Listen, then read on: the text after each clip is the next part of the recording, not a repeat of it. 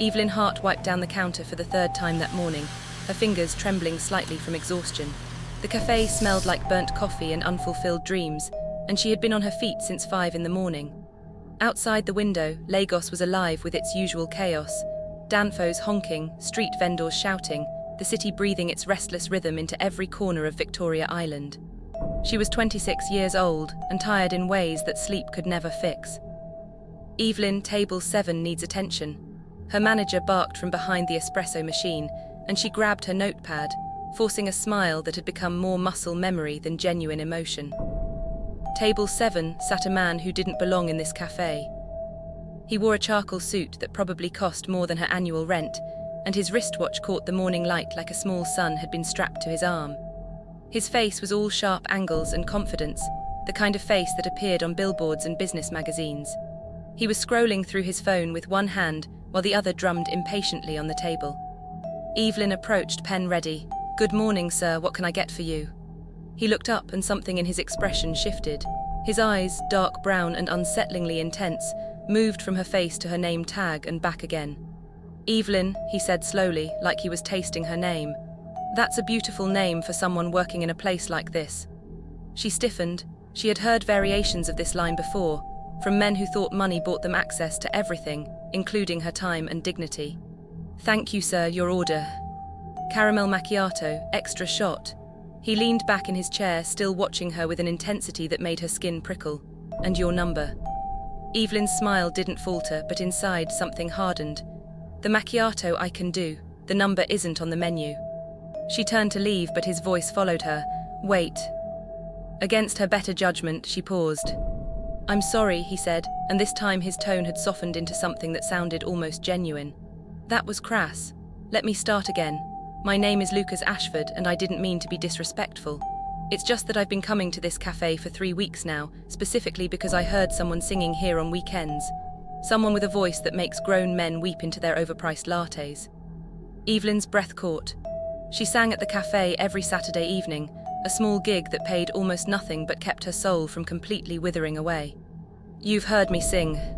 Lucas nodded. "Last Saturday, you performed Hallelujah, and I swear the entire room forgot to breathe. I've heard professional artists in concert halls who couldn't touch what you did with that song." Heat crept up Evelyn's neck. Compliments about her singing always hit differently than compliments about her appearance. They touched something real, something that mattered. "Thank you," she said quietly. "I'll get your macchiato." But when she brought his drink 10 minutes later, there was a business card tucked under a crisp £1,000 note. The card was simple, elegant. Lucas Ashford, CEO, Ashford Holdings. "I don't need the change," he said, "but I would very much like to hear you sing again. Not here, somewhere you can actually be heard properly, somewhere worthy of your talent." Evelyn picked up the card but left the money on the table. "I don't take handouts." "It's not a handout, it's a tip for excellent service and a voice that made my terrible morning bearable." He stood, towering over her by at least 6 inches. "Think about it, please." Then he walked out, leaving behind the scent of expensive cologne, and something dangerous that Evelyn couldn't quite name. She told herself she wouldn't call. She told herself he was just another rich man playing games with staff who couldn't afford to say no. She told herself she had seen this story before and knew exactly how it ended. But that night, after her shift at the cafe ended, and she took a bus across town to the Lecky home, where she nannied 2 children whose parents were always travelling, after she helped 7-year-old Sophia with her homework and tucked 3-year-old James into bed, after she video-called her mother in their small flat in Surula, and pretended everything was fine even though the landlord was threatening eviction again. After all of that, Evelyn sat on the edge of her cramped bed in the boys' quarters and stared at Lucas Ashford's business card. Her phone was old, the screen cracked in 2 places, but it worked well enough to send a text message. She typed and deleted 5 different versions before finally settling on something simple. "This is Evelyn from the cafe. About that singing opportunity, I'd like to hear more." She pressed send before she could talk herself out of it. The response came 30 seconds later. "I was hoping you'd reach out. There's a jazz lounge in Ikoyi that's hosting an open mic night tomorrow. Would you let me take you there? No pressure, just music." Evelyn stared at the message. Every instinct screamed at her to decline, to protect herself, to remember that men like Lucas Ashford didn't genuinely care about women like her. But there was another voice, quieter and more desperate. The voice that sang in the shower and dreamed of stages bigger than cafe corners. The voice that wondered if maybe, just maybe, this could be the door she'd been waiting for. She typed back, "What time?" "I'll pick you up at 7, send me your address." And just like that, the door creaked open. Evelyn didn't sleep that night. She lay awake staring at the ceiling, her mind racing through 1,000 possibilities. She thought about her mother, whose medical bills were piling up like unpaid prayers. She thought about the songs she'd written in notebooks hidden under her mattress, melodies that no one but her bathroom walls had ever heard. She thought about the life she was living, exhausting, endless, small, and the life she desperately wanted. Lucas Ashford felt like a risk. But staying here, trapped in this cycle of survival, felt like a different kind of death. When morning came, Evelyn made her decision. She would go to the jazz lounge, she would sing, she would see what happened. What she didn't know, what she couldn't possibly know as she picked out her best dress and practiced scales in the mirror, was that Lucas Ashford would become both her greatest dream and her worst nightmare. That the man in the pressed suit carried darkness behind his smile. That love, when it came from the wrong person, could destroy you in ways you never saw coming. Could one night of music really change everything? The answer would arrive faster than Evelyn could ever imagine, and it would cost her more than she ever thought possible. Lucas Ashford's car was the kind of vehicle Evelyn had only seen in movies, a sleek black Mercedes with leather seats that felt like butter and air conditioning that actually worked.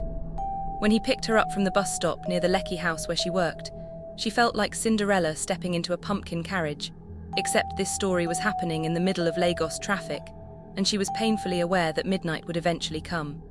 "You look beautiful," Lucas said as she slid into the passenger seat, and Evelyn smoothed down her dress self-consciously. It was her only good dress, a simple navy blue number she'd bought from Yarba Market 3 years ago, and next to his designer everything, she felt like a counterfeit in a world of originals. "Thank you," she managed, clutching her small handbag like a lifeline. The jazz lounge was tucked away in a quiet corner of Ikoyi, the kind of place where the doorman wore white gloves and the menu didn't have prices because if you had to ask, you couldn't afford it. Evelyn had walked past places like this 1,000 times, always on the outside looking in, and now here she was, walking through the door on Lucas Ashford's arm. Inside, the lighting was low and warm, and a pianist played something smooth and melancholy in the corner.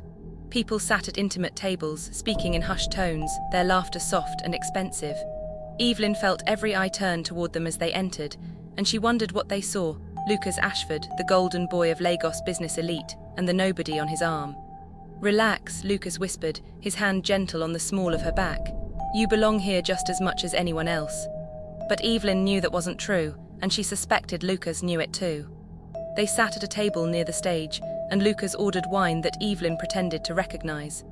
When the open mic was announced, he turned to her with expectation shining in his eyes. "This is your moment," he said. "Show them what I heard at the cafe." Evelyn's hands trembled as she walked to the stage. The microphone felt heavy in her grip, and the faces in the audience blurred into a sea of judgment and curiosity.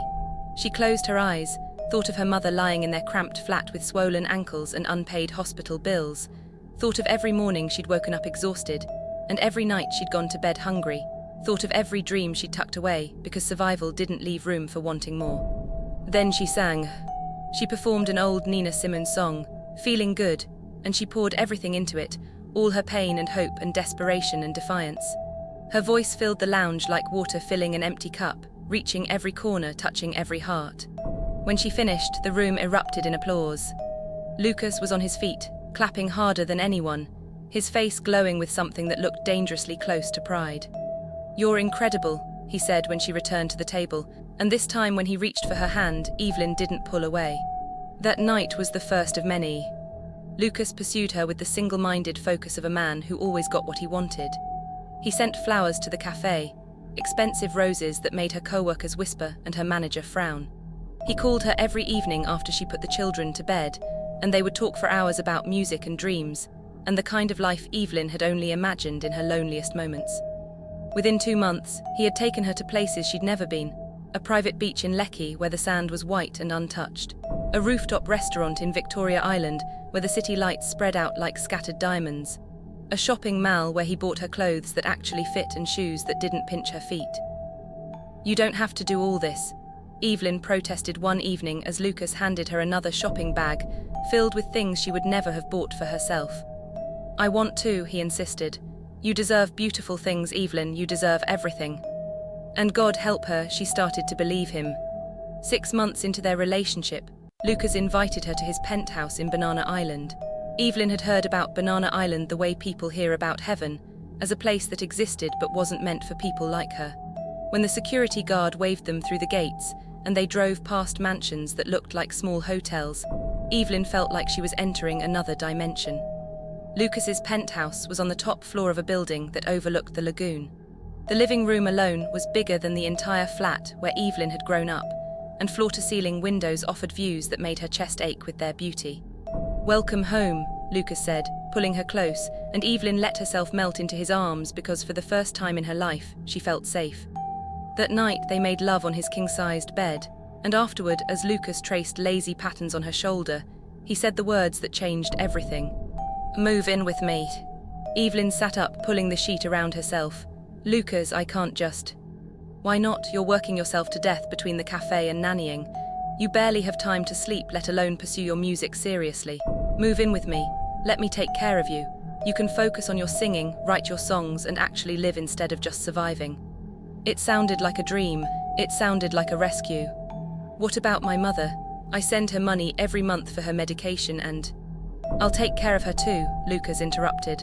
"Whatever she needs. Evelyn, I'm falling in love with you and I want to build a life with you. Let me do this, please." Evelyn wanted to be cautious. She wanted to think it through, to consider all the ways this could go wrong, to protect herself the way she'd been protecting herself her entire life. But she was so tired. Tired of struggling, tired of worrying, tired of watching her dreams slip further away with each passing day. So she said yes.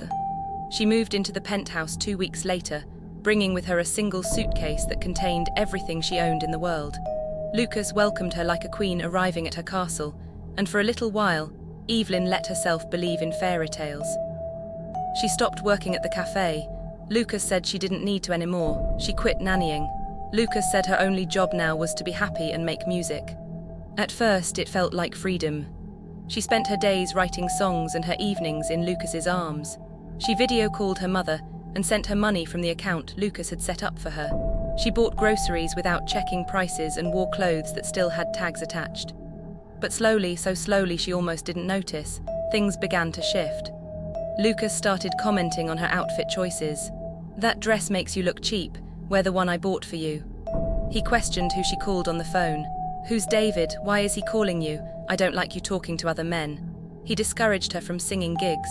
"You don't need to perform at random lounges anymore, Evelyn. You're with me now. You're going to be my wife soon, not some struggling artist begging for attention." His wife. The first time he said it, Evelyn's heart soared. But as the weeks passed and his control tightened like a noose around her neck, the words started to sound different. Not like a promise, like a prison. 3 months after moving in, Evelyn found herself alone in the massive penthouse most days while Lucas worked. She wrote songs, but Lucas dismissed them as too emotional or not commercial enough. She suggested going back to perform at the Jazz Lounge, but Lucas said she was wasting her time with small-time venues. She started to feel like a bird in a golden cage, and the worst part was that she had walked into the cage willingly, smiling the entire time. Then one morning, Evelyn woke up feeling nauseous. She rushed to the bathroom and vomited until her throat burned. For a moment, she thought it was something she'd eaten, but when the nausea came again the next day and the day after that, a terrifying possibility bloomed in her mind. She bought 3 pregnancy tests from a pharmacy in Lekki and took them all in the penthouse bathroom while Lucas was at a business meeting. All 3 came back positive.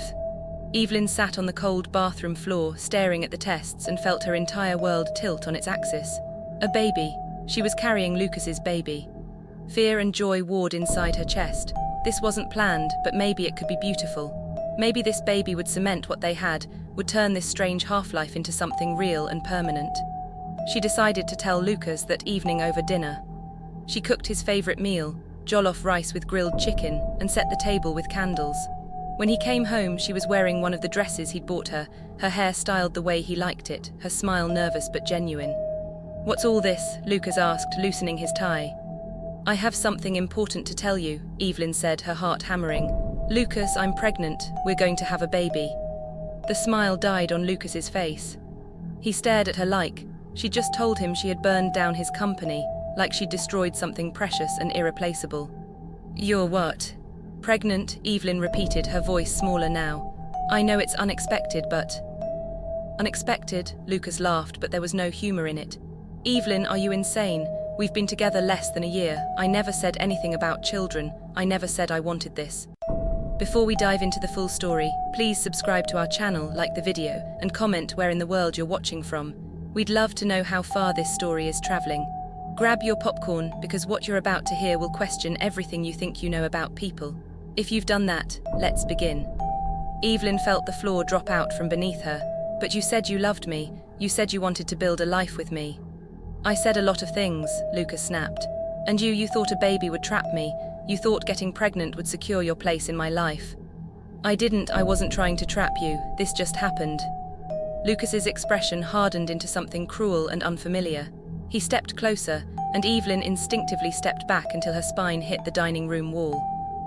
"Listen to me carefully, Evelyn. You are nothing without me. A waitress who got lucky. A girl from Serula playing dress-up in a world she doesn't belong in. Did you really think I was going to marry you, make you the mother of my legitimate children?" Each word was a knife, cutting deeper than the last. "You're disposable," Lucas said finally, his voice cold and final as death. "And this baby, I want nothing to do with it. Or you." He grabbed his car keys from the table and walked toward the door. Evelyn found her voice, though it came out broken.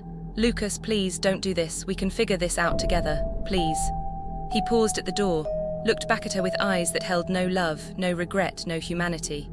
"Get out of my house by morning," he said, "and don't ever contact me again."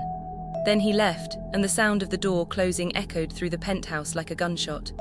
Evelyn slid down the wall and folded into herself, one hand pressed against her still flat stomach, and wept until she had no tears left. The man who promised her everything had just taken it all away. Had she really been so blind? The cruelest lessons are always learned in the dark, and Evelyn's darkest night was only just beginning. Evelyn packed her single suitcase in the darkness of the penthouse, her hands shaking so badly she could barely zip it closed. The clothes Lucas had bought her remained in the closet. She wanted nothing from him, nothing that would remind her of how stupid she had been to believe in his promises.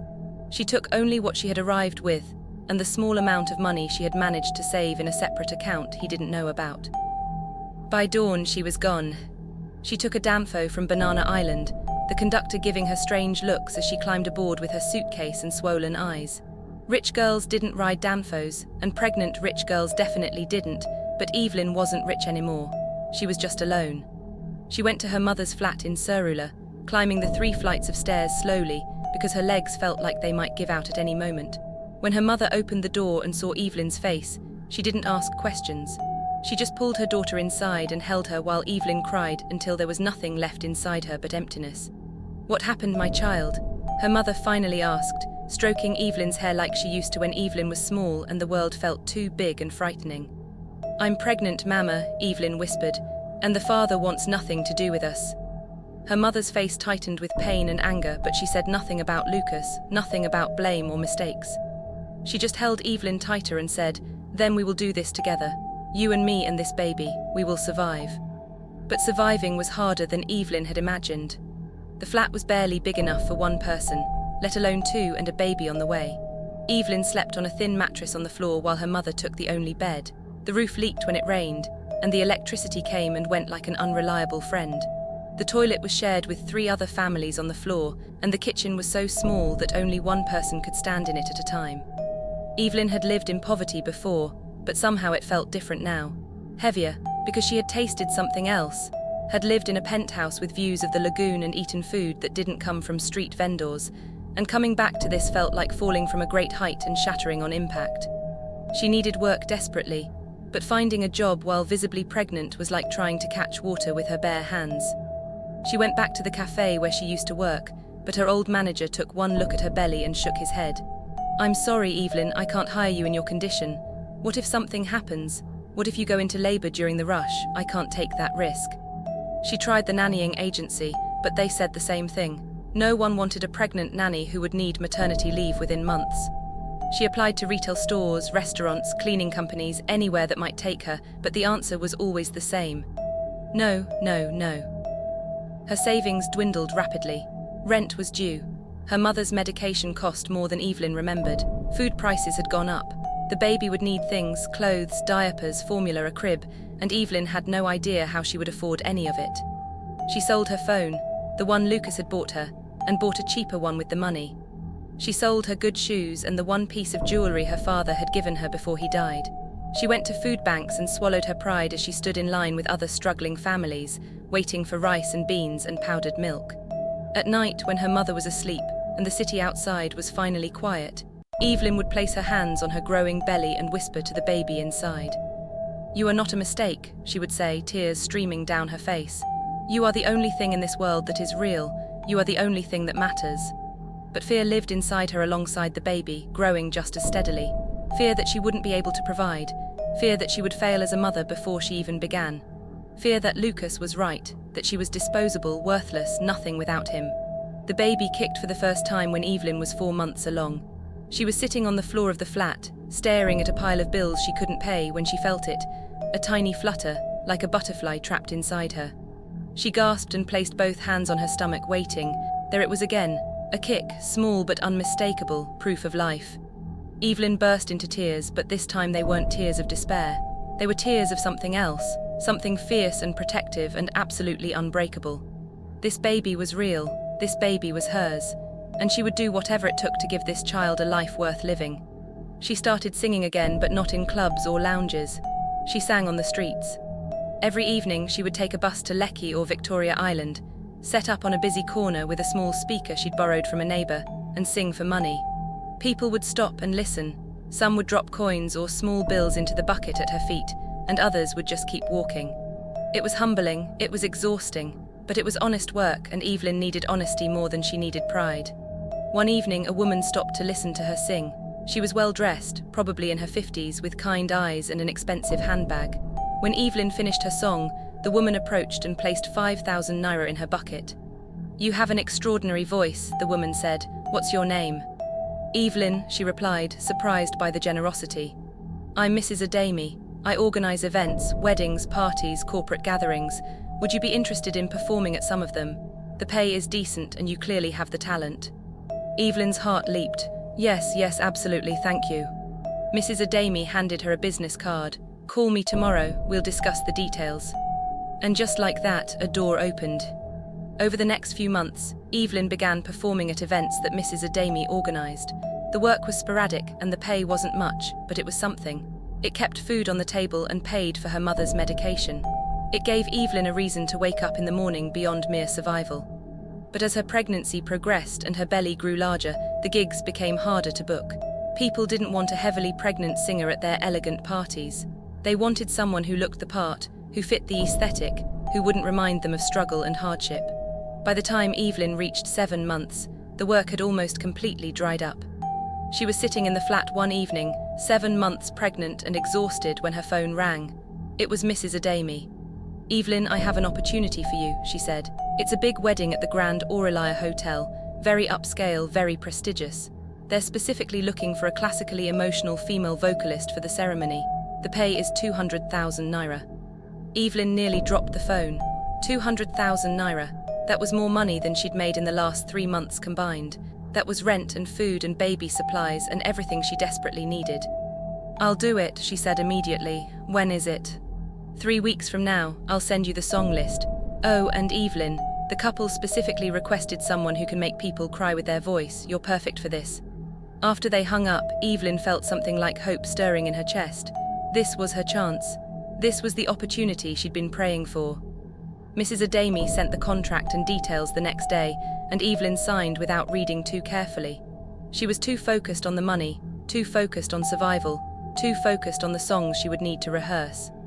It wasn't until 2 days before the wedding that she saw the email with the couple's names attached. Lucas Ashford and Tatiana Blake. Evelyn stared at the screen, her blood turning to ice in her veins. Lucas was getting married to Tatiana Blake, daughter of one of Nigeria's wealthiest oil magnates.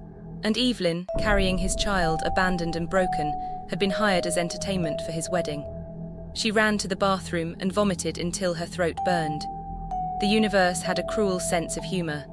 Her first instinct was to refuse, to call Mrs. Adami, and say she couldn't do it, that she was sick, that anything was better than standing at Lucas's wedding and singing love songs while his baby kicked inside her. But then she thought about the money. 200,000 naira, enough to pay rent for months, enough to buy everything the baby would need, enough to breathe. She thought about her mother, whose medication was running out. She thought about the bills piling up. She thought about the baby who hadn't asked to be born into this situation, but deserved a fighting chance anyway. And she thought about Lucas. Lucas who had called her disposable. Lucas who had thrown her out like trash. Lucas who was about to marry a billionaire's daughter while Evelyn struggled to survive. He wasn't scared of anything. Not lawyers, not consequences, not women he'd destroyed. But music could be a weapon. Music could do justice. For 3 nights, Evelyn rehearsed the songs they'd requested. Can't Help Falling in Love, 1,000 Years, Perfect, all beautiful lies about love that lasts forever. But at night, when her mother was asleep and the baby was restless inside her, Evelyn wrote something else. She poured every ounce of her pain and betrayal and survival onto paper. Every kick of her daughter's foot, every tear she'd cried, every moment of desperation and strength. She titled it simply, "You Left Me But Love Stayed." It was her truth, her testimony, her battle cry. She didn't plan to sing it at the wedding. The risk was too great. She would lose the money, lose any future opportunities, lose everything. But the song existed now, and it had teeth. 2 nights before the wedding, Evelyn saw Lucas's face on television. He was being interviewed about his upcoming marriage, smiling that same charming smile that had once made her believe in fairy tales. Tatiana sat beside him, beautiful and elegant, and completely unaware that her fiancé had a pregnant ex-girlfriend living in a one-room flat in Serula. "I'm the luckiest man alive," Lucas said on the screen, taking Tatiana's hand. "I've found my soulmate and I can't wait to start our life together." Something inside Evelyn snapped. He wasn't just cruel, he was untouchable. He had moved on without a second thought while she suffered the consequences of their relationship alone. But what if he wasn't as untouchable as he thought? What if the truth, delivered at the right moment in the right way, could shatter his perfect facade? Evelyn made a decision that would change everything. She would go to the wedding. She would stand on that stage. And she would let her song speak the truth that her silence had protected for too long. Would one song be enough to bring down a man like Lucas Ashford? The answer waited at the altar, and it would arrive with the force of a hurricane. The Grand Aurelia Hotel was everything Evelyn had imagined and worse. Marble floors stretched endlessly in every direction. Crystal chandeliers hung from impossibly high ceilings like frozen starlight. And everywhere she looked there was gold. Gold trim on the walls, gold accents on the furniture, gold threads woven into the carpet beneath her feet. This was where Lucas Ashford's love lived now. In gold and marble and crystal, in everything that was beautiful and cold and permanent. Evelyn stood in the service corridor backstage, one hand pressed against her 8-month pregnant belly, trying to remember how to breathe. The baby kicked hard as if sensing her mother's anxiety, and Evelyn whispered, "I know, little one. I know we're going to be okay." But she wasn't sure she believed it. A wedding coordinator rushed past her, barking orders into a headset, and Evelyn caught a glimpse of the ceremony space through the partially open doors. There were at least 300 guests seated in pristine white chairs, all of them dressed in the kind of outfits that cost more than most people earned in a year. The aisle was lined with white roses and orchids, and at the end of it stood an elaborate altar draped in silk and flowers. This wasn't just a wedding. It was a performance of wealth and power, and Evelyn was about to become an unexpected player in it. "You're the singer," a woman in a sharp black suit appeared beside her, clipboard in hand, giving Evelyn's pregnant form a barely concealed look of disapproval. "You didn't mention in your contract that you were expecting." "Does it matter?" Evelyn asked, her voice steadier than she felt. "I can still sing." The woman pursed her lips. "Just stay in the wings until your cue, don't wander around. The bride's family is very particular about the aesthetic." The aesthetic, as if Evelyn's pregnant body would ruin the carefully curated perfection of Lucas Ashford's wedding day. Evelyn waited in the shadows as the ceremony began. She watched the guests settle into their seats, watched the groomsmen walk down the aisle in their perfectly tailored tuxedos, watched Lucas himself take his place at the altar. He looked exactly as she remembered, tall, handsome, powerful.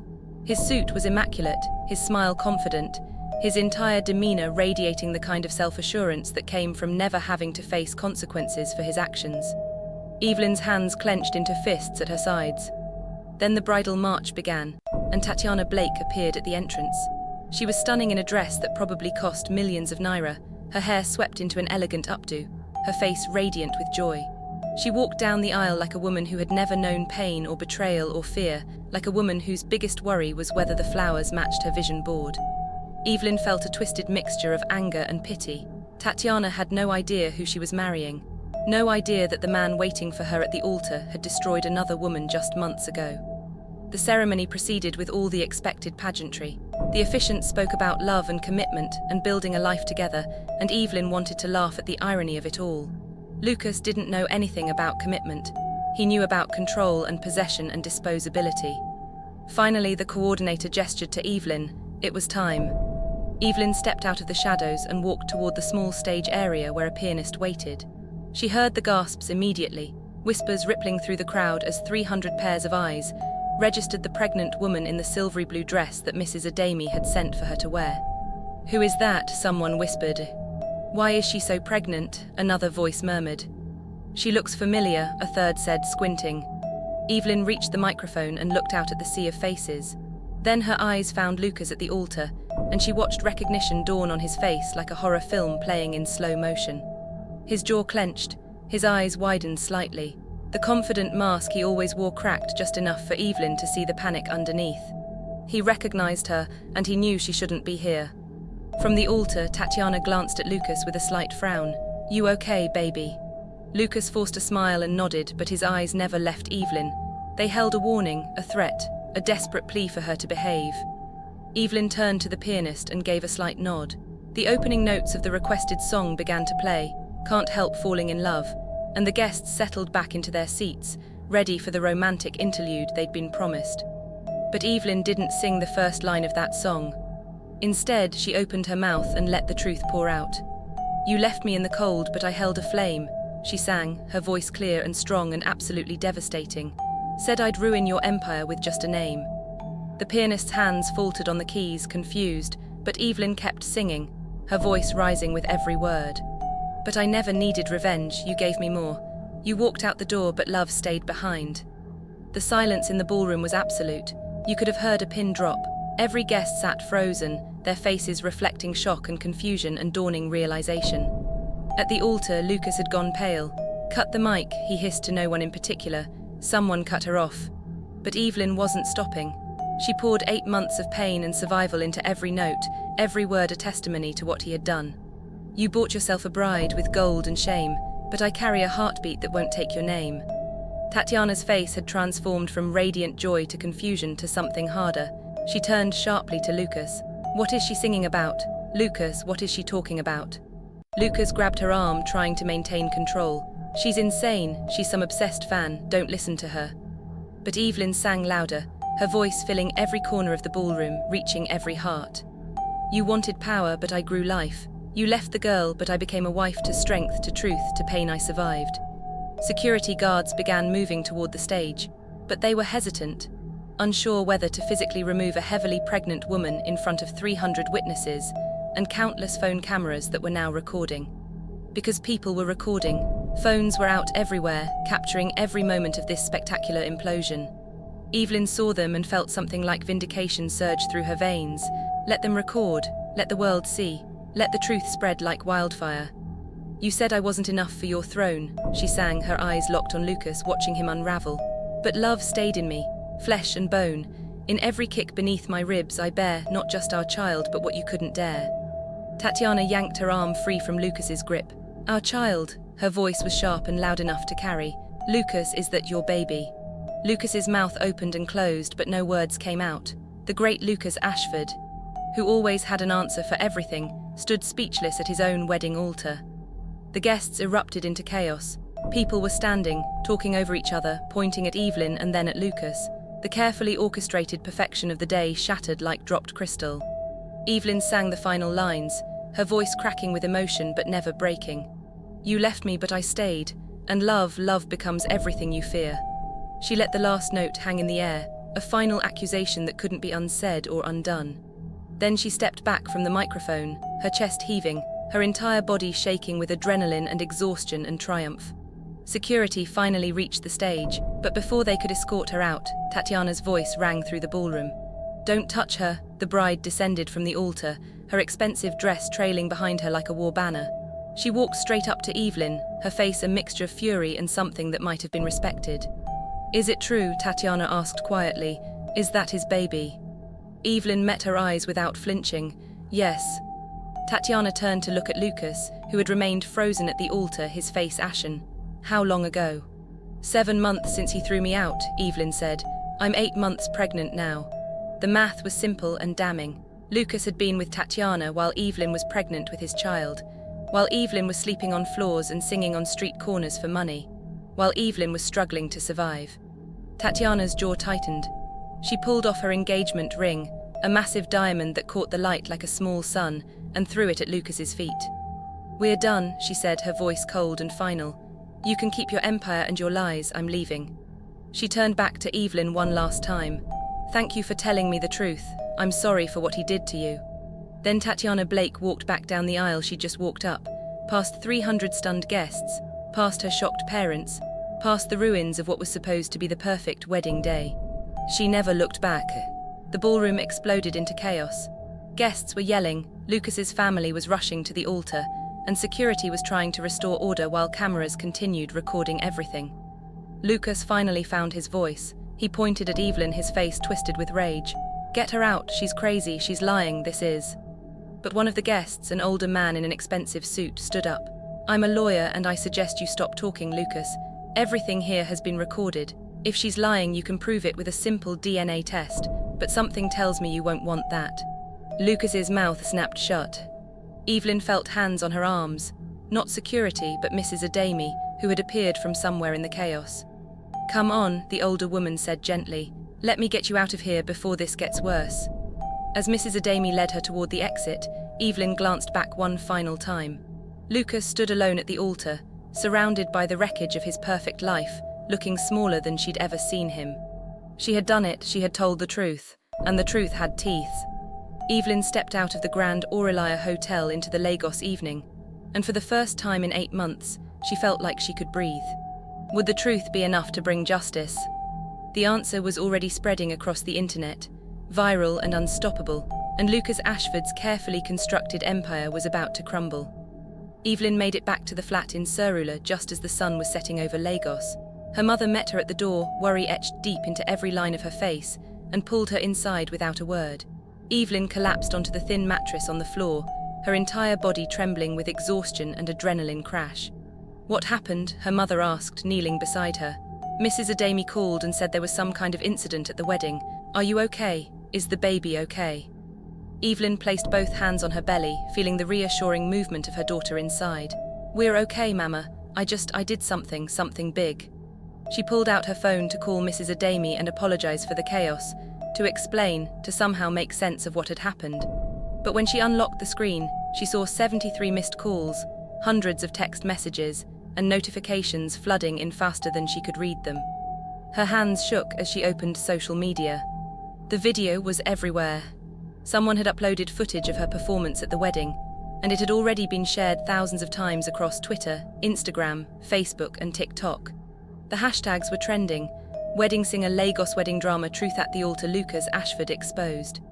Evelyn's voice poured from phone speakers all across Nigeria, singing her truth to the world. "You left me in the cold, but I held a flame." The comments section was on fire. "This woman is a legend. She really sang her truth at his wedding." "Lucas Ashford is trash. How do you abandon a pregnant woman?" The bride walked out. "Did you see her face? Queen behavior, honestly." "I'm crying. This song is so powerful. Where can I download it?" "That man deserves everything coming to him. Imagine being this cruel." There were negative comments too, of course. People calling Evelyn names, saying she was trying to trap Lucas, accusing her of being an attention seeker or a homewrecker. But they were drowned out by the wave of support and outrage on her behalf. By midnight, the video had 5 million views. By morning, it had 20 million. Evelyn barely slept. She lay on the mattress, phone in hand, watching her entire life become public property. News blogs picked up the story. Entertainment websites published think pieces. Radio hosts debated whether what she did was justified or vindictive. Television morning shows invited relationship experts to analyze the situation. Everyone in Nigeria was talking about Evelyn Hart and Lucas Ashford. "You need to turn off your phone," her mother said gently, bringing her a cup of tea. "This is too much stress, think about the baby." But Evelyn couldn't stop watching, couldn't stop reading. This was her story being told to millions of people, and she needed to see how it ended. At 8 in the morning, her phone rang, an unknown number. "Hello. Evelyn Hart, this is Chidinma Okafor from Pulse, Nigeria. I'd like to interview you about what happened at the wedding. We're prepared to offer." Evelyn hung up. The phone rang again immediately. A different number, a different news outlet. Then another and another. Calls from magazines, podcasts, YouTube channels, everyone wanting her story, her side, her voice. Some offered money, some offered exposure. Some just wanted the exclusive rights to her pain. Evelyn turned off her phone and buried her face in her hands. "What have I done?" she whispered. Her mother sat beside her and pulled her close. "You told the truth, my child. And the truth always causes a storm before it brings peace. But this didn't feel like a storm, it felt like a tsunami." 3 days after the wedding, there was a knock at the door. Evelyn's mother answered it and returned with a folder containing legal documents. Lucas was suing her for defamation and intentional infliction of emotional distress. He claimed her performance was a malicious lie designed to destroy his reputation and his business interests. He was demanding 50 million naira in damages. Evelyn read the documents twice, her vision blurring with tears. She didn't have 50 million naira. She didn't have 50,000 naira. She had barely enough to make it through the month. "He's trying to destroy me," she said, her voice hollow. "Even now, even after everything, he's still trying to destroy me." But that same afternoon, another knock came at the door. This time it was a lawyer, a woman in her 40s with sharp eyes and an expensive briefcase. "My name is Adiz Nwasu," she said. "I represent women's rights and I've been following your case. I'd like to offer you pro bono legal representation, free of charge." Evelyn stared at her. "Why would you do that?" Adiz's expression softened. "Because I've seen too many men like Lucas Ashford get away with this behavior. Because I have a daughter, and I want her to grow up in a world where women like you don't have to face this alone. And because, frankly, his lawsuit is nonsense. Truth is an absolute defense against defamation, and if that baby is his, he doesn't have a case." Hope flickered in Evelyn's chest for the first time in days. "The baby is his." "Then we'll prove it," Adiz said firmly. "And we'll make sure he can't use the legal system to silence you." The lawyer sat at their small table and laid out a strategy. They would demand a DNA test. They would file a countersuit for child support and emotional damages. They would expose Lucas's pattern of behavior because Adiz had already found 2 other women willing to come forward with stories of how Lucas had mistreated them. Evelyn wasn't alone in this. She had never been the only one. While the legal battle was beginning, something else was happening online. Musicians started covering Evelyn's song. Artists with millions of followers recorded their own versions of "You Left Me, But Love Stayed," each one adding their voice to the chorus of women who had survived abandonment and betrayal. The song became an anthem. Women shared their own stories in the comments, stories of men who had walked away when things got difficult, stories of single motherhood and survival and strength. Evelyn's truth had unlocked something in people, permission to speak their own truths. But amid all the support, there was also danger. Lucas's supporters, wealthy friends, business associates, people who benefited from his empire, began a smear campaign. They hired PR firms to paint Evelyn as an opportunist. They dug into her past, looking for anything they could use against her. They spread rumors that the baby wasn't Lucas's, that she had been sleeping with multiple men, that she was mentally unstable. The attacks were vicious and coordinated, designed to discredit her before the DNA test could even happen. Evelyn wanted to respond, to defend herself, to fight back against every lie, but Adiz advised against it. "Let them talk," the lawyer said. "Let them dig, because the more noise they make now, the more damning the truth will be when it comes out. And it will come out, Evelyn. DNA doesn't lie." 2 weeks after the wedding, Lucas's companies began to feel the pressure. Major clients pulled their contracts, citing reputational concerns. Shareholders demanded explanations. Business partners quietly distanced themselves. The video of Evelyn's performance had done more damage to Lucas's empire than any lawsuit could have. Money, it turned out, didn't protect you from public opinion. Not in the age of social media. Not when millions of people watched you get exposed at your own wedding. Lucas tried to control the narrative. He posted a statement on social media claiming that Evelyn was a brief fling who became obsessed with him, that he had ended things respectfully, that her accusations were fabricated for attention and money. But then Tatiana Blake, the woman who had walked away from her own wedding, posted her own statement. I stayed silent because I was processing what happened, but I can't stay silent anymore. Lucas Ashford lied to me about his past, about his character, about who he truly was. Evelyn Hart saved me from making the biggest mistake of my life. I stand with her. The post went viral immediately, and the tide shifted even further against Lucas. Former employees came forward with stories of his cruelty in the workplace. Business rivals revealed shady dealings. Friends admitted he had bragged about manipulating women. The perfect image Lucas had cultivated for years crumbled under the weight of accumulated truths. 1 month after the wedding, the DNA test results came back. Evelyn sat in Adi's office, her hands shaking as the lawyer opened the sealed envelope. Adiz looked up with a satisfied smile. 99.9% probability of paternity, he's the father. Evelyn's eyes filled with tears, not because she had doubted it, but because now it was official, documented, undeniable. Lucas couldn't lie his way out of this. The results were filed with the court, and within hours they were leaked to the press. The headlines screamed the truth. DNA test confirms. Lucas Ashford is father of singer's baby. Lucas's defamation lawsuit was immediately dismissed. The judge's ruling was scathing. The defendant cannot claim defamation when the plaintiff has proven her statements were truthful. Mr. Ashford's reputation was not damaged by Ms. Hart's song, it was damaged by his own actions. But Adiz wasn't done. She filed a countersuit on Evelyn's behalf, demanding child support, compensation for emotional distress, and coverage of all medical expenses related to the pregnancy. Lucas fought it. He hired expensive lawyers who tried every legal maneuver they could find. But the evidence was overwhelming. The public sentiment was against him, and even his own legal team seemed to know they were fighting a losing battle. 2 months after the wedding, Lucas's primary company filed for bankruptcy. Investors had pulled out, clients had fled, and the financial bleeding couldn't be stopped. His other businesses were struggling to survive. The empire he had built on charm and cruelty was collapsing. Evelyn watched it all unfold from her small flat in Surrula, 8 months pregnant and exhausted but no longer afraid. She had spoken her truth, and her truth had shattered everything Lucas thought was untouchable. But then something unexpected happened. Her phone rang, a number she didn't recognize but with a US country code. She almost didn't answer. But something made her pick up. Hello. Evelyn Hart, my name is Ariana Diaz. I'm a recording artist and I just watched your video for the 100th time. Your voice, your story, it's everything I've been trying to say in my own music for years. I want to help you. Not with publicity, not with money, with music. Would you be interested in recording your song professionally? I have a studio, I have a team, and I think the world needs to hear this properly. Evelyn's breath caught. Ariana Diaz. She had listened to Ariana's music when she was still singing in clubs, had memorized every word of her most powerful songs about survival and strength. Yes, Evelyn whispered. Yes, I would. 2 weeks later, Evelyn was in a professional recording studio for the first time in her life, 9 months pregnant and crying through every take. Ariana produced the track herself, adding layers of strings and piano that made the song feel both intimate and epic. They released You Left Me, but Love Stayed as an official single 3 days before Evelyn's due date. It hit #1 on Nigerian charts within 24 hours. Could a single song really change someone's entire life? For Evelyn Hart, the answer was about to arrive with a newborn's cry and a future that finally belonged to her.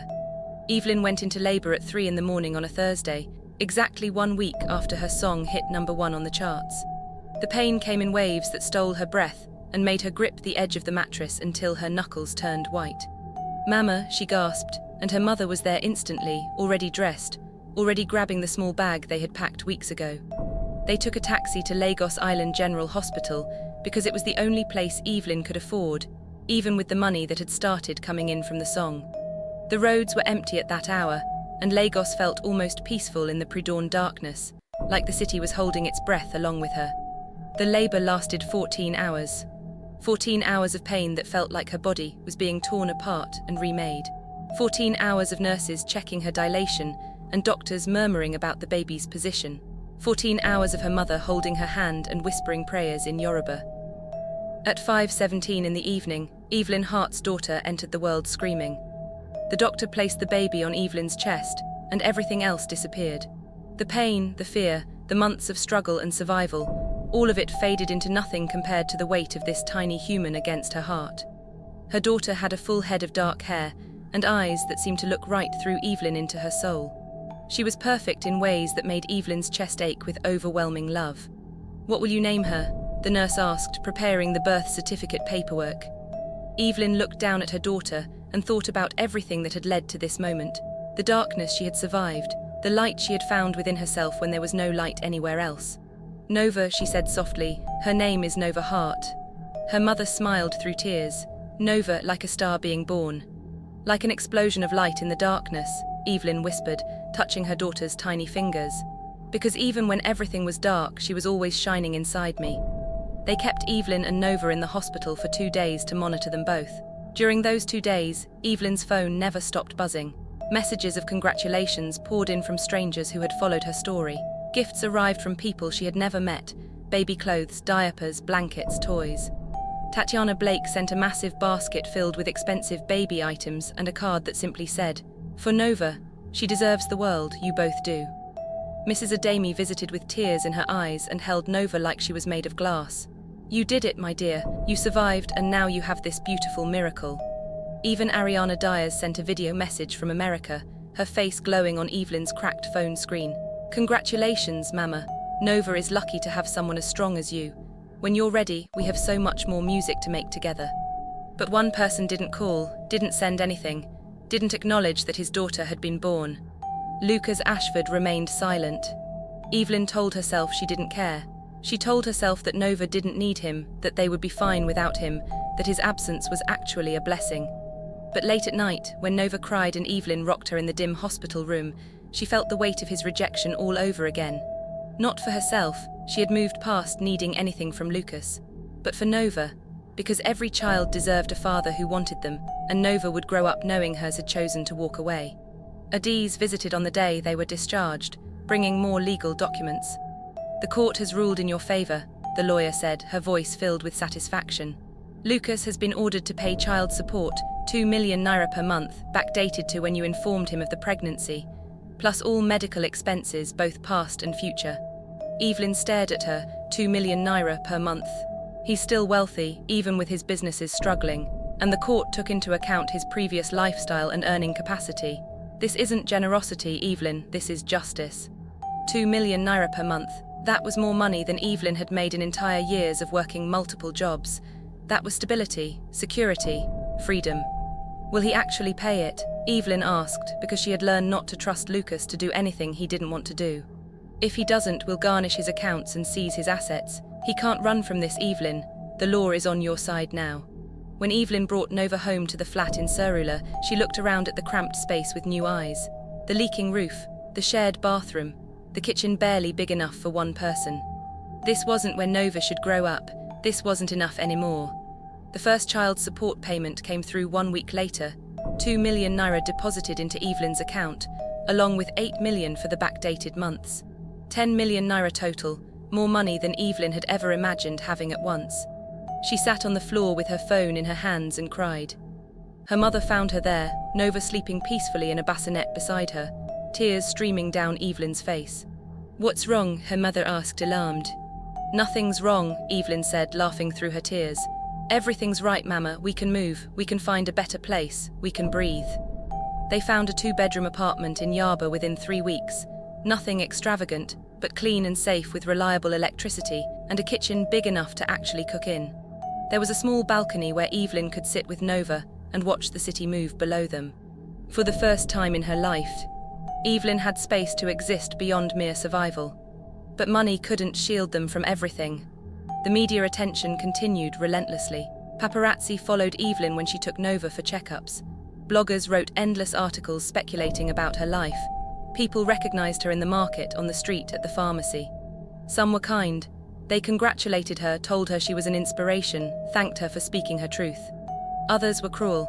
They called her names, accused her of trapping Lucas deliberately, said she was using her baby for fame and money. Evelyn learned to ignore most of it, but the cruelty still strung. Especially when she thought about Nova growing up and one day reading all these things written about her mother. 3 months after Nova was born, Evelyn received an email that changed everything again. It was from a major Nigerian record label offering her a full album deal. They wanted to sign her, produce a complete album, and launch her as a serious artist, not just as the viral wedding singer, but as someone with longevity and talent. The advance they offered was staggering, 5 million naira just for signing, plus royalties and support for marketing and touring. Evelyn stared at the email for a full hour, reading it over and over, waiting for the catch. But there was no catch, just an opportunity, just a door opening to the life she had dreamed about when she was singing in cafes and on street corners, hoping someone would notice. She called Ariana Diaz, who had become something like a mentor over the past few months. "Should I sign it?" Evelyn asked. "Is this real?" Ariana laughed warmly. "It's real and you should absolutely sign it, but get a good lawyer to review the contract first. Make sure you own your masters, make sure the terms are fair. You have power now, Evelyn, don't give it away." Evelyn hired an entertainment lawyer who negotiated better terms, ownership of her master recordings, creative control over her music, higher royalty percentages. The label agreed to everything because they knew Evelyn Hart had something rare, a voice that moved people, and a story that already had millions of followers invested in her success. She signed the contract on Nova's 4-month birthday, her daughter sleeping peacefully in her arms as she put pen to paper. Work began immediately. Evelyn spent her days caring for Nova and her evenings in the studio, pouring her experiences into songs. She wrote about betrayal and survival, about single motherhood and finding strength in breaking, about love that wasn't romantic but was somehow more powerful, the love between mother and child, the love of self that emerges from destruction. The album came together over 6 months, each song a chapter in her story. But it wasn't just sad.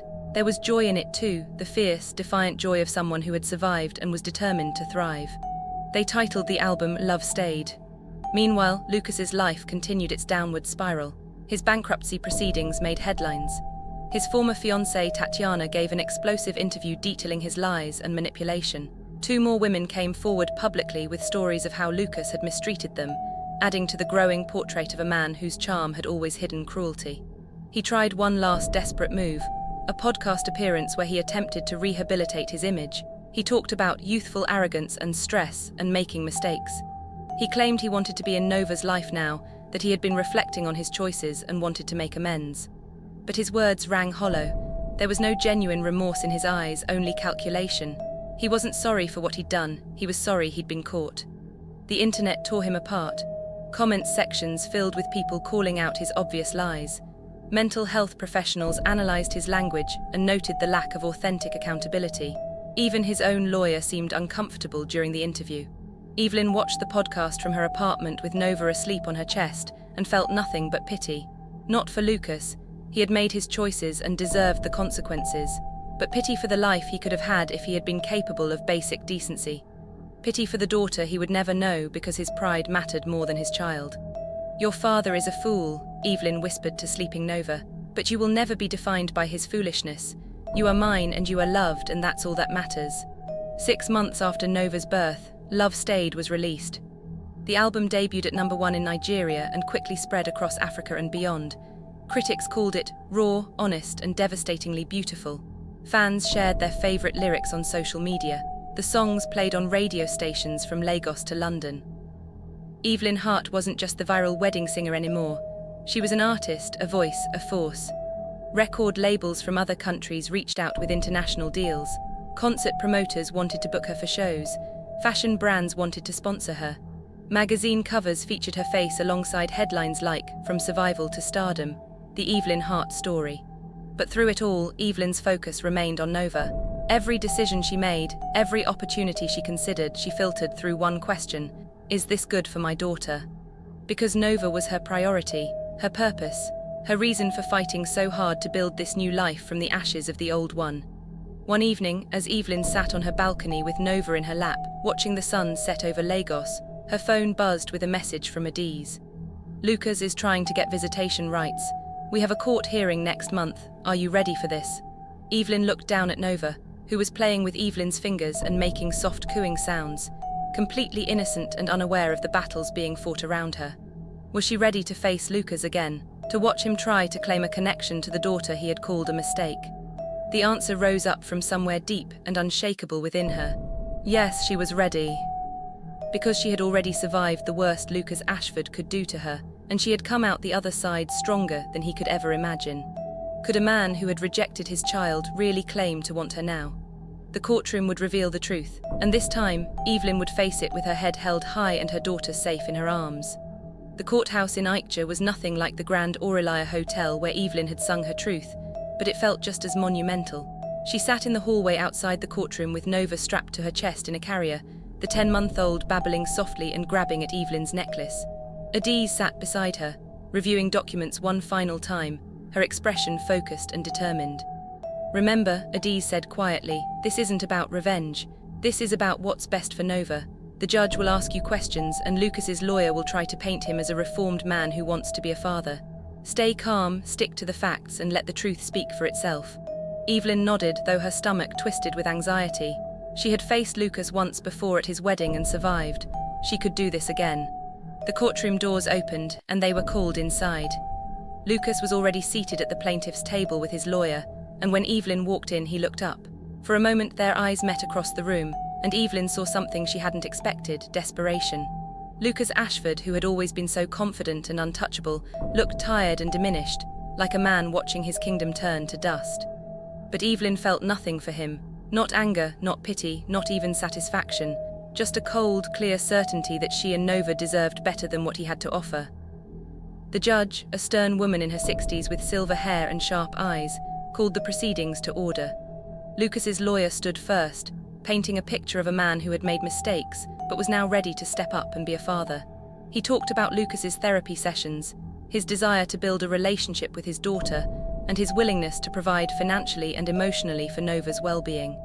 "My client acknowledges that he handled the pregnancy poorly," the lawyer said smoothly, "but he has spent the past year reflecting on his actions, seeking professional help, and preparing himself to be the father Nova deserves.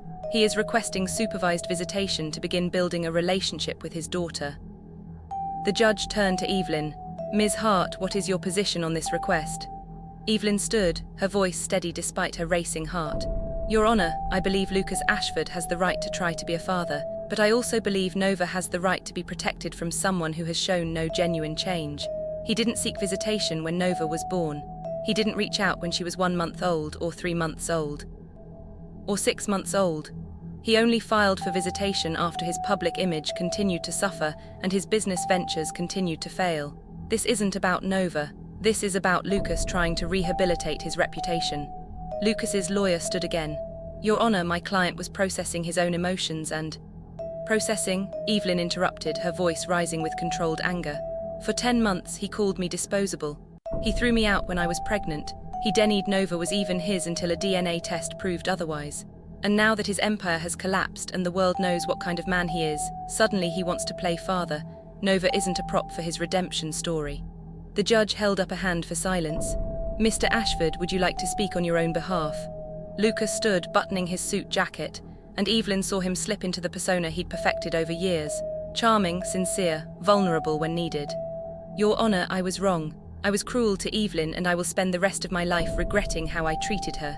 But Nova is my daughter, and I want to know her. I want to be part of her life. I'm not asking for full custody or even unsupervised visits. Just the chance to build a relationship with my child." He turned to look at Evelyn, and his expression was perfectly calibrated, remorseful but hopeful. "Evelyn, I know I don't deserve your forgiveness, but Nova deserves to know her father, please." For a moment, Evelyn almost believed him. Almost, because Lucas had always been good at performing, at saying exactly what people needed to hear. But then Nova made a sound, a happy gurgle, and reached for Evelyn's face with tiny hands, and Evelyn remembered what really mattered. "Your Honor," Evelyn said, "may I ask Mr. Ashford a question?" The judge nodded.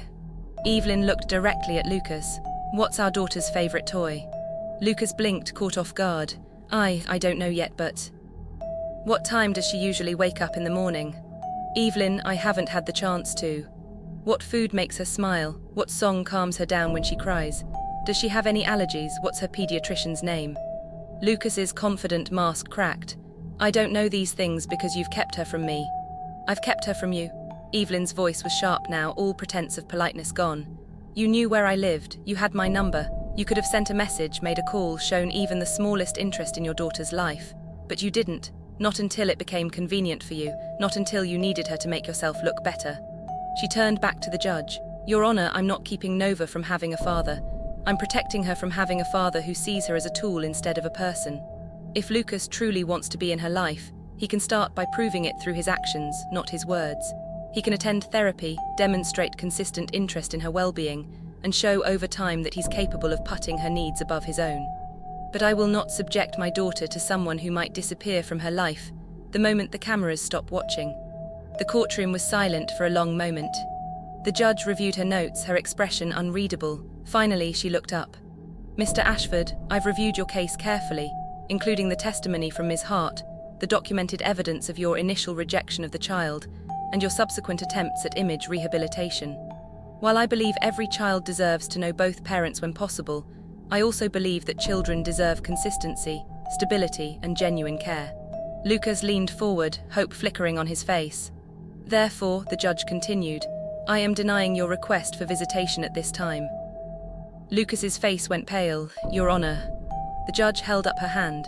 However, I am leaving the door open for you to petition again in 1 year, provided you can demonstrate meaningful change. I recommend continued therapy, consistent financial support as already ordered, and evidence that your interest in your daughter is genuine and sustained. Ms. Hart is not obligated to facilitate any contact, but should she choose to do so, it should be on terms that prioritize Nova's well-being above all else. She banged her gavel, case dismissed. Evelyn felt her knees weaken with relief. Adiz squeezed her shoulder as they stood, and Nova babbled happily, completely unaware that her future had just been protected. Lucas remained seated, his head in his hands, the weight of his choices finally crushing him in a way that money couldn't fix. As Evelyn walked out of the courtroom, Lucas called out behind her. Evelyn, wait. She paused but didn't turn around. I really am sorry, he said, and for the first time his voice sounded genuinely broken. For everything. I was cruel and selfish and you didn't deserve any of it. Evelyn finally turned to face him. You're right, I didn't deserve it, but I survived it anyway. And now I have something you'll never have. I have Nova's trust, her love, her entire world. You threw that away when you called us disposable. Maybe one day you'll actually change and become someone worthy of knowing her. But that's not today and it might never be. She walked away without looking back, and Lucas Ashford stood alone in the empty courtroom, finally understanding what he had lost. Outside, Lagos was alive with its usual chaos, traffic, vendors, the endless pulse of the city that never stopped moving. Evelyn stood on the courthouse steps, holding Nova close, and felt the sun warm on her face. Her phone buzzed, a message from Ariana Dyers. Concert tour confirmed, 10 cities across Africa. Are you ready to show the world what love looks like when it refuses to die? Evelyn looked down at Nova, who was looking back at her with wide, trusting eyes. Yes, she was ready. Over the next 6 months, Evelyn's life transformed in ways she had never imagined. The concert tour sold out in every city. Her album won multiple awards. She was invited to speak at events about single motherhood, survival, and finding your voice when the world tries to silence you. But more than any of that, she was Nova's mother. She was there for every milestone. Nova's first steps, her first words, her first birthday party in their apartment with friends who had become family. She sang to Nova every night, teaching her daughter that music was more than entertainment. It was healing, it was power, it was truth. Lucas tried to reach out occasionally. An email here, a message there, always perfectly crafted to sound remorseful and sincere. But Evelyn never responded. She had learned that some people apologize not because they've changed, but because they don't like living with the consequences of who they are. His business empire never recovered. He declared full bankruptcy and was forced to sell his penthouse in Banana Island, his cars, everything he had once used to define his worth. The child support payments continued, garnished directly from what remained of his accounts, ensuring Nova would never suffer from his failures. One evening, when Nova was 2 years old, Evelyn received an unexpected visitor. Tatiana Blake stood at her door, older and somehow softer than the bride who had walked away from the altar. I hope this isn't strange, Tatiana said, but I wanted to meet her. Nova, the little girl who saved my life before she was even born. Evelyn invited her in, and Tatiana sat on the floor playing with Nova, laughing as the toddler showed her toys and sang fragmented versions of her mother's songs. Thank you, Tatiana said quietly as they watched Nova play, for being brave enough to tell the truth. I think about who I would have become if I'd married him, trapped in a lie, probably destroyed the way he destroyed you. But you stopped that. You saved us both. I saved myself, Evelyn corrected gently, but I'm glad the truth helped you too. Tatiana became an unexpected friend, someone who understood what it meant to escape Lucas Ashford's orbit. She set up a trust fund for Nova's education. Not because you need it, she explained, but because Nova should know that the day her mother sang the truth, she didn't just change your life. She changed mine too. On Nova's 3rd birthday, Evelyn released a new single called Love Letter to Nova. It was different from her other music, softer, more hopeful, filled with promises of protection and joy and a future untainted by the past. The music video featured home footage of Nova growing up, her first smiles, her laughter, her tiny hands reaching for her mother. At the end, there was a shot of Evelyn holding Nova on their balcony, both of them watching the sunset over Lagos, and the final lyric appeared on screen. You are not his rejection, you are my revolution. The song went viral not because of drama or pain but because of love. Pure, fierce, unbreakable love. Years later, when Nova was old enough to ask about her father, Evelyn sat her down and told her the truth, not with anger or bitterness, but with honesty. Your father made choices that hurt me, Evelyn explained, stroking her daughter's hair. But those choices gave me you, and you are the best thing that ever happened to me. You don't have to carry his mistakes or his absence. You only have to carry your own light. Did you love him? Nova asked, her voice small. I loved who I thought he was, Evelyn said. But I love who I became after he left even more. And I love you most of all. Nova thought about this for a moment. Mama, what's the song you sang at that wedding everyone talks about? Evelyn smiled. Would you like to hear it? She pulled out her guitar and sang You Left Me But Love Stayed for her daughter, watching Nova's face as she processed the words, understanding slowly dawning that this song, this anthem that had changed everything, was about her. When Evelyn finished, Nova climbed into her lap and hugged her tight. I'm glad love stayed, she whispered. Me too, baby, Evelyn whispered back, me too. Evelyn Hart never married. She never looked for another Lucas Ashford or anyone to complete her story. She was already complete, not despite what she'd survived, but because of it. She raised Nova in that apartment in Yaba until they could afford something bigger, then something bigger still. She continued making music that meant something, singing truths that needed to be heard. She used her platform to help other women, creating a foundation that provided support for single mothers struggling to survive. Lucas Ashford faded into obscurity, a cautionary tale about men who mistake cruelty for strength. The last Evelyn heard, he was working a regular job, living a regular life, his empire reduced to nothing but headlines in old newspapers. She didn't celebrate his downfall. She simply moved forward because that's what survivors do. Nova grew up strong and loved, never once feeling the absence of a father who hadn't chosen her, because she was surrounded by people who had.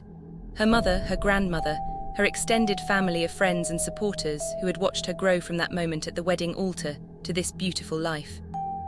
And sometimes, on quiet evenings, Evelyn would stand on her balcony with Nova beside her, watching Lagos breathe and pulse with life below them. And she would think about the girl she used to be, the waitress with dreams, the singer with hope, the woman who thought love lived in someone else's hands. That girl had been wrong about so many things. But she had been right about one thing: she had stayed. When Lucas left, when the world turned dark, when survival felt impossible, she had stayed.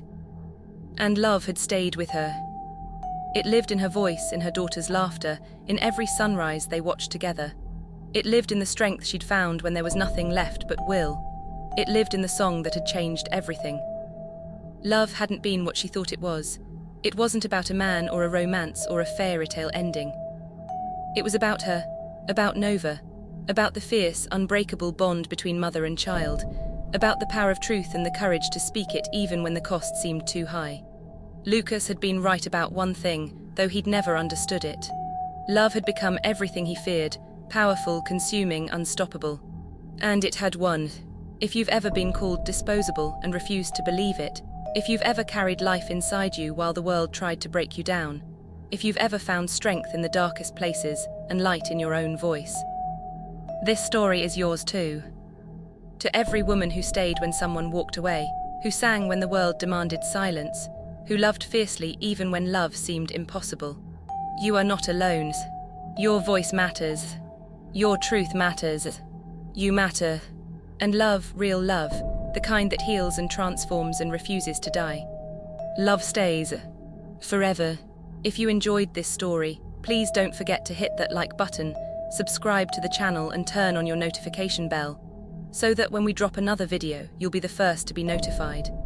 Thanks for watching and see you in the next video.